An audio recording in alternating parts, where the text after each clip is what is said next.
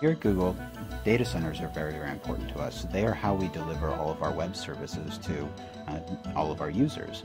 And a data center can mean a variety of things. It can mean a small closet filled with a couple of machines, all the way to very large warehouse scale buildings that are optimized for power use and IT computing and filled with thousands of servers.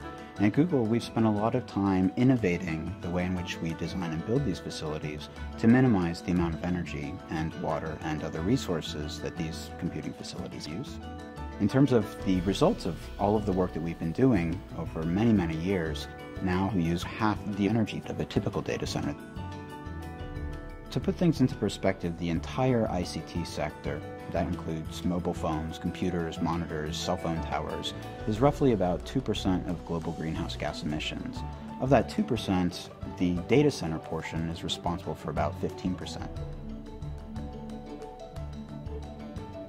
There's design choices that you can make for energy efficiency that improve the performance of your data center. And these things are just best practices, and adhering well to best practices, that's how you can actually make the most improvements in terms of energy use. The results of these types of activities return Google millions of dollars in energy savings, so the results are significant. We've invited several members of our data center team here to explain some of these best practices to all of you.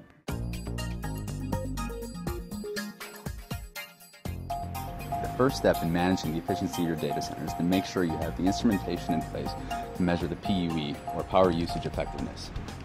PUE is the ratio of total facility energy to IT equipment energy within your data center. It's a measure of how effectively you deliver power and cooling to the IT equipment. In 2006, a typical PUE of an enterprise data center was 2.0, which means for every 1 watt of IT energy consumed, 1 watt of overhead was consumed by the facility to deliver the power and cooling.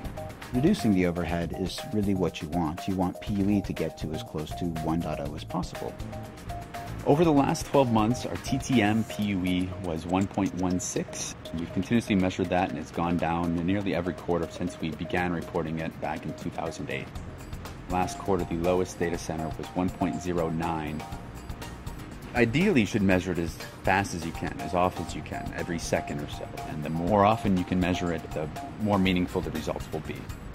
It's important you measure PUE over the course of a year, annually or quarterly, to get meaningful results. If you just take snapshots in time, the information won't be realistic, and it won't really be an actual measure of how well your data center is operating.